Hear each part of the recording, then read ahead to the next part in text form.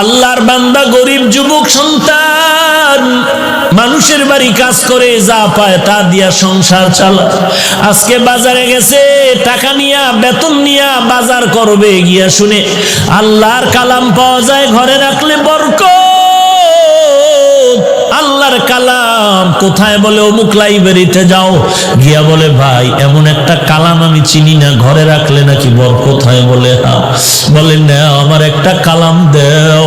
আল্লাহর কালাম টাকা দিয়া কিনিয়া বান্দায় মাথায় নিছে। বলে এটা নিচে রাখবা না, মাথার উপরে সম্মানে রাখবা।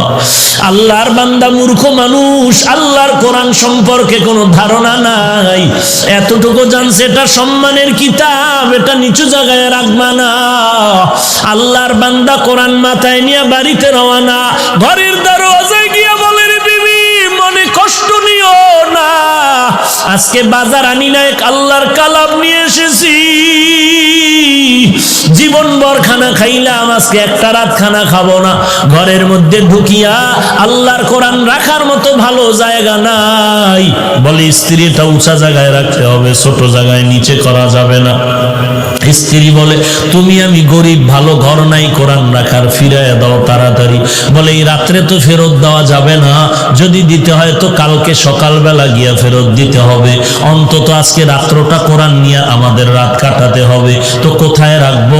স্ত্রী পরামর্শ দেয়, যেহেতু এটা বরকতের কালাম, অতএব আমি অর্ধেক রাত্র মাথায় নিয়ে দাঁড়ায় থাকি, তুমি ঘুমায় যাও, আর বাকি অর্ধেক রাত্র আমি একটু রেস্টে যাব, তুমি মাথায় নিয়ে দাঁড়ায় রাত কাটাও। স্ত্রীর পরামর্শ অনুযায়ী স্বামীও রাজি হয়ে গেল। আল্লাহর কালাম স্ত্রীর মাথায় নিয়ে পাহারা দেয়। আল্লাহর কালাম, আল্লাহর বান্দা ঘুমায়, আল্লাহর বান্দি কোরআন মাথায় নিয়ে দাঁড়িয়ে আছেন।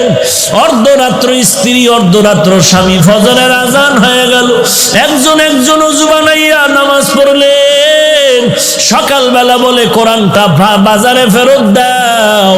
আল্লাহর বান্দা বলে এত কষ্ট করে আল্লাহ ভিতরে কি আছে একটু খুলিয়ে তো দেখলাম না। দুজনে বসিয়া বলে দেখি আল্লাহর কালামটা কেমন। আল্লাহর বান্দার বান্দি দুজনে কোরআন খুলিয়া পৃষ্ঠা উল্টায় আর বলে হাযা কালামু রাব্বি, এটাই কি আমার মালিকের কালাম? এটাই কি আল্লাহর কথা? এই কোরআন পৃষ্ঠা উল্টায় আর দেখে, আর চোখের বাড়ি ছাড়িয়া কান্না করে, কোরআন বুঝতে পারি না, চিনতে পারলাম না। আল্লাহ বলেন বান্দা, আমার কোরআনের যারা সম্মান করছে আমি তোদের সম্মান বাড়ায় দিব। দুজনে পৃষ্ঠা উল্টানোর পরে স্ত্রী স্বামীকে বলে কি বুঝলা?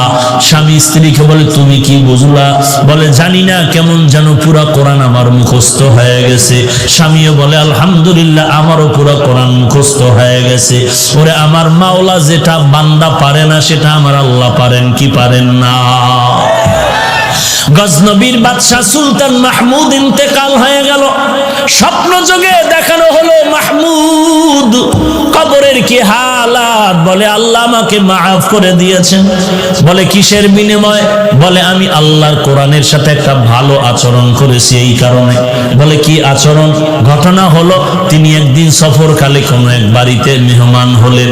এমন একটা ছোট্ট ঘর, থাকার জন্য যে রুমটা দিলেন, বিছানায় শুইবে এমন সময় দেখে রুমের এক পাশে কোরআন শরীফ রাখা আছে এক জিন্দো। চিন্তায় পড়ে গেলেন, আমি এখানে শুয়ে থাকবো, এই রুমে কোরআন থাকবে তা কেমনে হয়? কোরআনটা হাতে নিয়ে আর এক রুমে রাখতে যায়, অন্য রুমে রাখিয়া দেই, কোনো বেয়াদবি যেন না হয়। মাহমুদ গজনবী কোরআন শরীফটা হাতে নিয়ে অন্য রুমে যাবে, কিছু দূর যাইয়া দাঁড়ায় গেলেন। চিন্তা করে আরে আমি এখানে আরামে ঘুমাবো, কোরআন শরীফ সরায় দিব না, না না না, আমি অন্য রুমে গিয়া ঘুমাবো, আল্লাহর কালাম এখান থেকে সরাবো না, আল্লাহর কালাম জায়গায় রাখবো। আমি আবার উল্টা ইসা যখন কোরআনটা আজমতের সাথে ওখানেই রাখলাম, আমি বিছানাটা নিয়ে একটু নিম্ন জায়গায় শুয়ে রইলাম। আল্লাহ পাক এই কোরআনের এই আদব রক্ষা করার কারণে আল্লাহ আমাকে মাফ করে দিয়েছে। আজকে দুঃখ লাগে, কোরআনের আজমত কোথায়?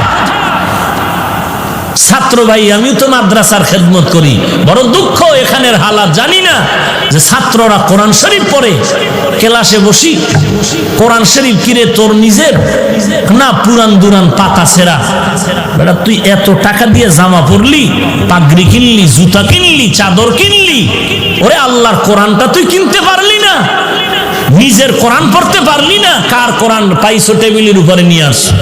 বড় দুঃখ যে একটা কোরআন শরীফ 150 টাকা 200 টাকা দিয়ে হাদিয়া দিয়া নিজের মনে করে পড়বে না, ছাত্রদের কিতাব কিনবে, কিতাবের নোট কিনবে, সব কিনবে, আল্লাহর কোরআন কিনে না।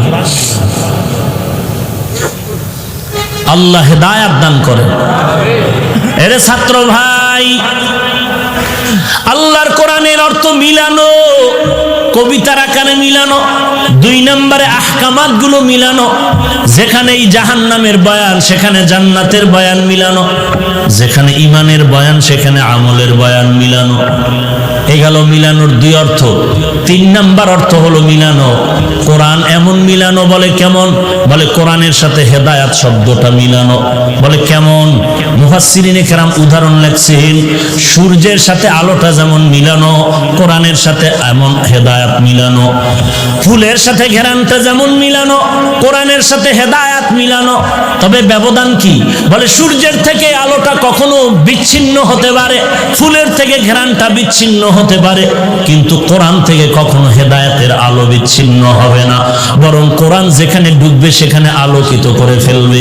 কিতাবুন আনজালনাহু ইলাইকা লিতুখরিজান নাসা মিনাজ জুলুমাতি ইলান নূর। কোরআনটা যেখানে যাবে সেখানে অন্ধকার দূর করে জায়গাটা আলোকিত করে ফেলবে, মানুষের দিমাগকে পরিষ্কার করে ফেলবে। ইয়া আইয়ুহান নাস কদ জাআতকুম মাউইযাতুম মির রাব্বিকুম ওয়া শিফাউল লিমা ফিস সুদূর ওয়া হুদাও ওয়া রাহমাতুল লিল মুমিনিন। আল্লাহর নবী বলেন, 2টো জিনিস রেখে গেলাম, ধরে রাখ। ও এলাকার পর্দার আড়ালের মা, ও বাবাজি, ও যুবক, আমিও তো তোমার মতো একটা যুবক সন্তান। তোমারে কে ধোকায় ফালায় রাখছে? কোরআন পড়লে বিপদ, টুপি পড়লে বিপদ। আমি বলি না তুমি স্কুল কলেজ থেকে মাদ্রাসায় চলে আসো, না না, স্কুল কলেজে আসো, থাকো, কখনো ছাড়িও না। কেউ যদি বলে ছাড়ো, আমি বলবো না, ছাড়বি না। স্কুল কলেজে থাকি আর ডাক্তার, ইঞ্জিনিয়ার, কলামিস্ট হ, বিজ্ঞানী হ, আমাদের মুসলমানের জন্য গৌরব। বেঈমানেরা কিন্তু মুসলমানের সাথে এখন যুদ্ধ লাগানোর তালে ভাব দেখাচ্ছে। হঠাৎ করে যদি বেঈমানেরা বলে মুসলমানের কোনো ঔষধ দেওয়া হবে না, আমার মুসলমান সন্তান তুমি ডাক্তারি পড়িয়া বেঈমানকে ডাক দিয়া বলবা, বেঈমান তোদের দেওয়া ঔষধ আমাদের লাগবে না, আমরা মুসলমানের জন্য মুসলমান ডাক্তারেরা যথেষ্ট। তবে যুবক, তুমি যদি সুনামের সাথে জীবনটা ফুলের বানাতে চাও, স্কুলে পড়ো, ইঞ্জিনিয়ার হইয়াও যদি ফুলের জীবন চাও, তুমি যদি ডক্টর হয়ে যদি ফুলের মতো জীবন চাও, আমার বয়ানের শেষ কথা যুবকদের জন্য 3টা কথা, টোটাল ছাত্র ভাইদের জন্য 3টা কথা, স্টাম্প দিয়ে কলম দিয়া দস্তখত দিয়া যায়। আমার 3টা কথা যদি মানতে পারো, ইঞ্জিনিয়ার হও, ডাক্তার হও, আর একজন সাংবাদিক হও না কেন, জমিনের মাটি মরিয়া গেলে তোর জন্য দোয়া করবে। তোর জীবনটা এত ফুলের হবে যা ভাষায় প্রকাশ করার মতো না। 1 নাম্বার আমার অনুরোধ হলো, জীবনে মোবাইলের আপন বানাইবা না। 2 নাম্বারে দুষ্ট বখাটে ছেলেদের বন্ধু বানাইবা না। 3 নাম্বার অনুরোধ হলো, কোনো মুরব্বীদের সাথে বেয়াদবি করবা না। আমার এই 3টা কথা মানিস রে যুবক। মোবাইলের আপন বানাবি না। আমি তো বলি, মাদ্রাসায় বলি, এখানেও বলি, যেই সমস্ত ছাত্ররা মোবাইল চালায় ওরা তালিবুল ইলম না, ওরা তালিবুল ইলম না, ওরা তালিবে দুনিয়া, তালেবে দুনিয়া, তালেবে দুনিয়া। ওস্তাদদেরকে বলবো, এদেরকে নাম কেটে বের করে দেন, এদেরকে নাম কেটে বের করে দেন, কারণ এরা মাদ্রাসার বদনাম ছাড়া কিছু করবে না, বরং ওর কারণে আরো 10টা ছাত্রের চরিত্র নষ্ট হতে চলছে। ওরা তালিবুল ইলম না, যারা মোবাইল মোবাইল চালায় ওরা তালিবুল ইলম না, ওদেরকে বের করে দেন আর আল্লাহর কাছে বলেন, আল্লাহ আপনার পছন্দের তালেবে ইলম পাঠায়া দেন। দেখবেন একটা ছাত্র পড়াবেন, ওই ছাত্রটাই হাফিজি হুজুর হবে, আপনার মাদ্রাসা গোটা বিশ্বে আলোকিত হয়ে যাবে।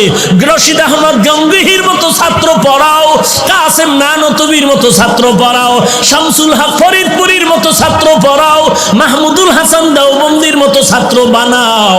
ওরে বান্দা, দেখবা মাদ্রাসা কিচ্ছু লাগবে না, চাঁদা লাগবে না, টাকা লাগবে না, ওই ছাত্রের তাহাজ্জুদের কান্নায় খানা চলে আসবে।